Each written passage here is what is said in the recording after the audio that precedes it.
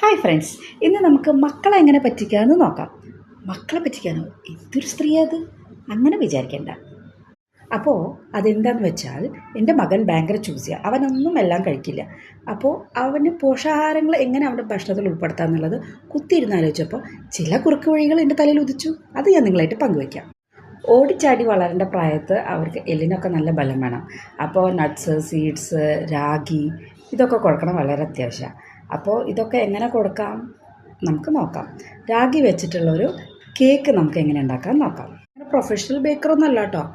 Cake എന്ന് പറഞ്ഞാൽ ആന കേക്കൊന്നുമല്ല, ചെറിയ കേക്ക്, ഒരു നേരം അവർക്ക് കഴിക്കാൻ പറ്റിയ അത്ര കേക്ക്, ചെറിയ അളവിൽ ഞാൻ പറഞ്ഞുതരാം. അപ്പോൾ നമുക്ക് ഇതിനാവശ്യമുള്ള സാധനങ്ങൾ എന്തൊക്കെയാണെന്ന് നോക്കാം. ഇത് ശർക്കര, നമുക്ക് മധുരത്തിനനുസരിച്ച് ശർക്കര എടുക്കാം. പഞ്ചസാര നമ്മളിവിടെ ഉപയോഗിക്കുന്നില്ല.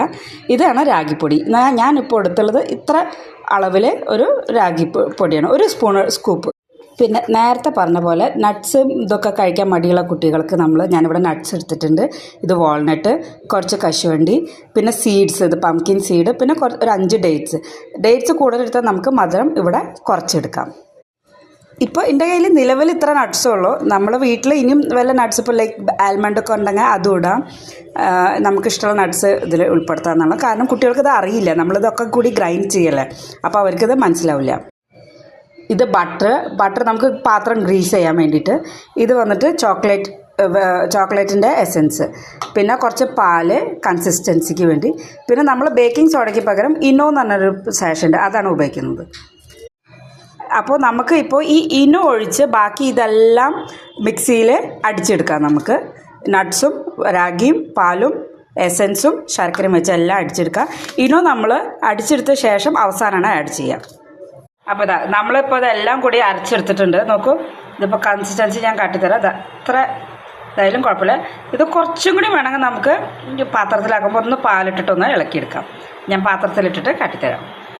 ഞാനിപ്പോൾ ഇത്രയും പോകുന്നൊരു ഗ്ലാസ്സാണ് എടുക്കുന്നത്, കാരണം നമ്മൾ കുറച്ചെല്ലാം ഉണ്ടാക്കിയിട്ടുള്ളൂ. അപ്പോൾ ഒരു ഗ്ലാസ് എടുത്തിട്ട് ഇതിന്ന് നമുക്ക് ബട്ടർ വെച്ച് ഗ്രീസ് ചെയ്തെടുക്കാം.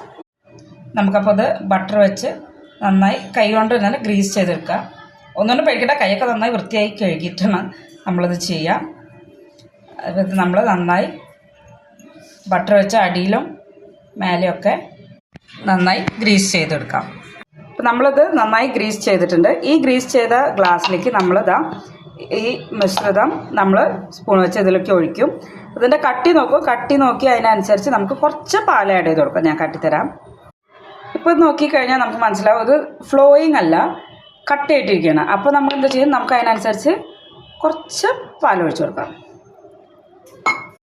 ഇപ്പോൾ നോക്കിക്കോളൂ, ആ കട്ട അയക്കുന്നത് കുറച്ച് ലൂസ് കൺസിസ്റ്റൻസി ആയിട്ട് നമ്മുടെ ഇതെങ്ങനെ പാകമായിരുന്നു അതിനനുസരിച്ച് കുറച്ചായിട്ട് പാല് ചേർത്ത് കൊടുത്താൽ മതി.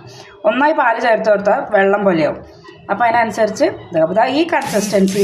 ഈ കൺസിസ്റ്റൻസിയാണ് പാകം. ഇനി നമ്മൾ ചെയ്യാൻ പോണത് ഈ ഇനോ എടുത്തിട്ട് കുറച്ച് മാത്രം എടുത്തിട്ട് ഈ ബേക്കിംഗ് സോഡയ്ക്ക് പകരം ഇനോ കുറച്ചിട്ടിട്ട് നമുക്ക് മിക്സ് ചെയ്യാം. നമുക്കത് കുറച്ചിട്ടാൽ മതി, കാരണം അത് ക്വാണ്ടിറ്റി കുറച്ചല്ലേ ഉള്ളൂ. അപ്പോൾ കുറച്ച് ഒരു ടീസ്പൂൺ ഇട്ടാൽ മതി. ടേബിൾ സ്പൂൺ അല്ലേ.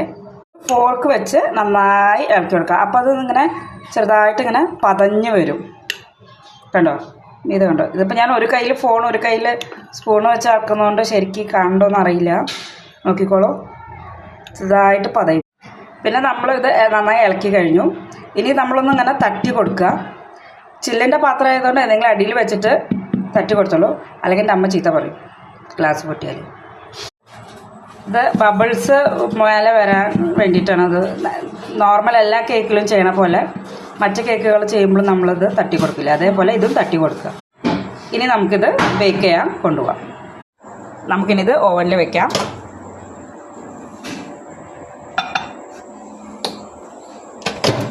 നമുക്ക് ഇപ്പോൾ തൽക്കാലത്തേക്ക് 2 മിനിറ്റിനായിട്ട് വെക്കാം. പിന്നെ വേവ് നോക്കി തൽക്കാലത്തേക്ക് ഇപ്പോൾ നമ്മൾ 2 മിനിറ്റ് വെച്ചിട്ടുള്ളൂ. നോക്കിക്കോളൂ, സമയം ഇപ്പോൾ എത്രയായി.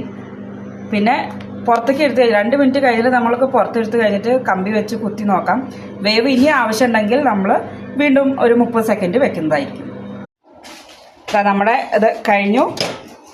ആഹാ, നോക്കൂ, നന്നായി പൊങ്ങി വന്നിട്ടുണ്ട്. നമ്മളിപ്പോൾ ഇത് പുറത്തേക്ക് എടുത്തിട്ടുണ്ട്. നമുക്ക് ഈ ഒരു പപ്പടക്കമ്പി എടുത്ത് കുത്തി നോക്കിയിട്ട് നോക്കാം. കണ്ടോ ഫുൾ ക്ലീൻ ആയിട്ട് വന്നിട്ടുണ്ട്. അപ്പോൾ അത് റെഡി ആയി എന്നുള്ള ആണ് അർത്ഥം. നല്ല സോഫ്റ്റ് ആയിട്ടുണ്ട്. അപ്പോൾ നമ്മുടെ ഹെൽത്തി ആയിട്ടുള്ള റാഗി മഗ് കേക്കോ കപ്പ് കേക്കോ എന്ത് വേണമെങ്കിലും നമുക്ക് പേര് വയ്ക്കാം. അത് റെഡി ആയിട്ടുണ്ട്. നമുക്കത് ടേസ്റ്റ് ചെയ്ത് നോക്കാം. കിട്ടി, നല്ല സോഫ്റ്റ് ആയിട്ടുണ്ട്. പെർഫെക്റ്റ്, റെഡി ആയിട്ടുണ്ട്. പാകത്തിന് സ്വീറ്റ്നെസ്, നല്ല സോഫ്റ്റ്നെസ്, ന്യൂട്രിയൻസ് എല്ലാം ഉണ്ടായിരുന്നു. നിങ്ങൾക്ക് വേണമെങ്കിൽ ഇതിൽ കൊക്കോ പൗഡർ ആഡ് ചെയ്യാം, ചോക്കോ ചിപ്പ് വേണമെങ്കിൽ ചോക്കോ ചിപ്പ് ആഡ് ചെയ്യാം. ഇത് രണ്ടും എൻ്റെ മകന് ഇഷ്ടമില്ല, കാരണം ഞാനതിൽ ഇട്ടിട്ടില്ല. മുട്ട കഴിക്കാത്തവർക്കും ഇത് കഴിക്കാം. ഒരു ചോക്ലേറ്റ് കേക്ക് നല്ലൊരു ഇതാണ്. വേണമെങ്കിൽ ഇത് അൺഹെൽത്തി ആയിട്ട് കഴിക്കണമെങ്കിൽ വേണമെങ്കിൽ ചോക്ലേറ്റ് മെൽറ്റ് ചെയ്ത് മീതെ കൂടെ ചോക്ലേറ്റ് ഒഴിച്ച് സിറപ്പ് ഒഴിച്ചിട്ടൊക്കെ കഴിക്കാം. പക്ഷെ ഇതൊരു ഹെൽത്തി വേർഷനാണ്. അപ്പോൾ എത്ര എളുപ്പത്തിൽ നമ്മൾ ഈ റാഗി കേക്ക് ഉണ്ടാക്കിയെന്ന് കണ്ടില്ലേ? ഇതുപോലെ ഒരു 10 മിനിറ്റിൻ്റെ സമയം മതി ഇതുപോലെ ഉണ്ടാക്കാൻ. 4 മണിക്കോ 4 മണി പലഹാരമായിട്ടോ കാലത്തോ എപ്പോൾ വേണമെങ്കിൽ ഇത് കൊടുക്കാവുന്നതാണ്. പഞ്ചസാര ഇല്ല, വേറെ ഒന്നുമില്ല അതിൽ അൺഹെൽത്തി ആയിട്ട്. ഇതുപോലെ ഇനിയും പുതിയ കുറേ കുറുക്ക് വഴികളും സൂത്രങ്ങളുമായി ഇനി അടുത്ത വീഡിയോയിൽ കാണാം. അതുവരെ ബൈ, ടേക്ക് കെയർ.